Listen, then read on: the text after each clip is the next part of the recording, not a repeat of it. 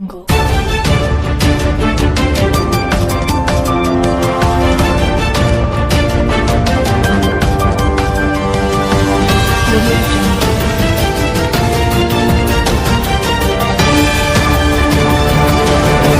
ಕಡನಿ ಗ್ರಾಮದಲ್ಲಿ ಶ್ರೀ ಭೋಗಲಿಂಗೇಶ್ವರ ತೊಟ್ಟಿಲು ಕಾರ್ಯಕ್ರಮ. ಹೌದು ವೀಕ್ಷಕರೇ, ಆಲ್ಮೇಲ ತಾಲೂಕಿನ ಕಡನಿ ಗ್ರಾಮದಲ್ಲಿ ಶ್ರೀ ಭೋಗಲಿಂಗೇಶ್ವರ ಪುರಾಣದ ಕಾರ್ಯಕ್ರಮದಲ್ಲಿ ಶ್ರೀ ಭೋಗಲಿಂಗೇಶ್ವರನ ತೊಟ್ಟಿಲಿನಲ್ಲಿ ಹಾಕಿ ಸುಮಂಗಲಿಯರು ಭೋಗಲಿಂಗನೆಂದು ನಾಮಕರಣ ಮಾಡಿದರು.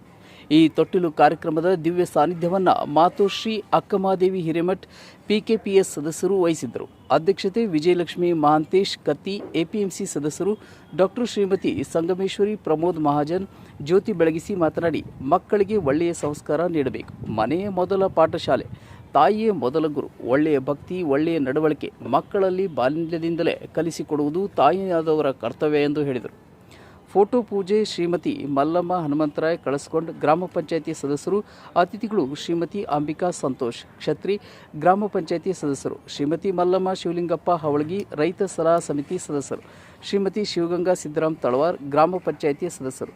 ಶ್ರೀಮತಿ ಪುಷ್ಪಾವತಿ ತಾವರಗೇರಿ, ಕಡನಿ ಹಾಗೂ ಸುತ್ತಮುತ್ತಲಿನ ಗ್ರಾಮದ ತಾಯಂದಿರು, ಹಿರಿಯರು, ಯುವಕರು, ಶ್ರೀ ಭೋಗಲಿಂಗೇಶ್ವರ ಭಕ್ತಾದಿಗಳು ಈ ಕಾರ್ಯಕ್ರಮದಲ್ಲಿ ಭಾಗಿಯಾಗಿದ್ದರು. ನಿರೂಪಣೆ ಪುಂಡಲೀಕ್ ಸುರ್ಗಿಹಳ್ಳಿ, ನಾಗರಾಜ್ ಬಸಕೊಂಡ, ಸ್ವಾಗತ ಸೈಬಣ್ಣ ತಾವರಗಿರಿ, ಪ್ರಸಾದ ಸೇವೆ ಶರಣು ಬುಶೆಟ್ಟಿ ಮತ್ತು ಪರಮಾನಂದ್ ಬಿರಾದರ್, ಬಸವರಾಜ್ ಪಡಶೆಟ್ಟಿ. ಅದು ನಮ್ಮ ತಾಯಿತನ ನಾವು ಉಳಿಸಬೇಕಂದ್ರೆ ನಮ್ಮ ಮಕ್ಕಳಲ್ಲಿ ಕೂಡ ನಾವು ಅದು ಶ್ರೇಷ್ಠತ್ವ ಉಳಿಸಬೇಕು. ಈಗ ಬಹಳಷ್ಟು ಮಕ್ಕಳು ವ್ಯಸನಾಧೀನ ಆಗುತ್ತಾರೆ. ತಾಯಿ 9 ತಿಂಗಳು ಗರ್ಭದಲ್ಲಿ ಇಟ್ಕೋತಾಳೆ, ತನ್ನ ರಕ್ತ ಮಾಂಸವನ್ನೇ ಹಂಚಿಕೊಂಡು ಅವರಿಗೆ ಹಡಿತಾಳೆ. ಆ ಮಕ್ಕಳು ದೊಡ್ಡವರಾದ ಮೇಲೆ ಹೊರಗಿನ ಚಟಕ್ಕೆ ಬಿದ್ದು ವ್ಯಸನರಾಗಿ ದಾರು ಕುಡಿಯೋದು, ತಂಬಾಕು, ಗುಟ್ಕಾ ತಿನ್ನೋದು, ಇಂಥ ಮಾಡಿದರೆ ಯಾವ ತಾಯಿಗೆ ಇಷ್ಟ ಆಗುತ್ತದೆ ಹೇಳ್ರಿ?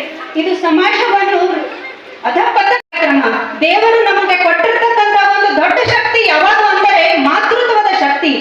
ಮಾತೃತ್ವದ ಅಂದರೆ ಬರೀ ಮಕ್ಕಳಿಗೆ ಜನ್ಮ ಕೊಡೋದು ಅಷ್ಟೇ ನಮ್ಮ ಕರ್ತವ್ಯ ಅಲ್ಲ. ಆ ಮಕ್ಕಳಿಗೆ ನಾವು ಒಳ್ಳೆಯ ಸಂಸ್ಕಾರವನ್ನು ಕೊಡಬೇಕು.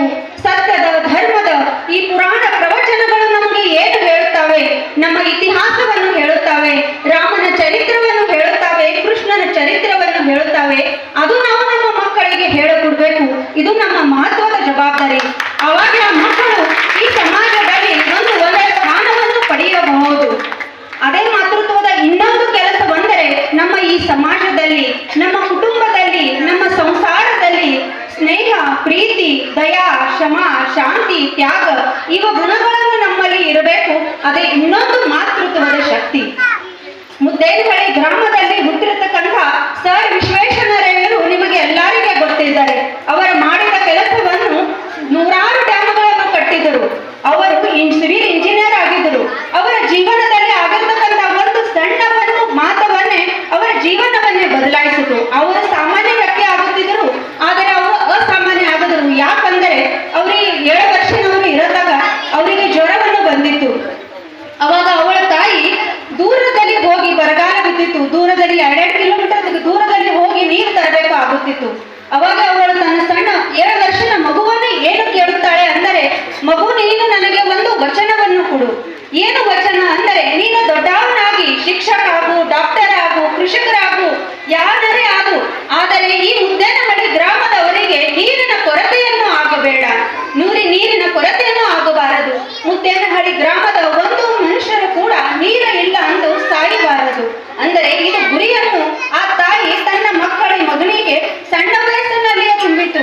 ಅವರು ದೊಡ್ಡವರಾಗ್ತಾ ಹೇಗೆ ಬಂದರು, ಅವರು ಇಂಜಿನಿಯರ್ ಕಲಿತರು.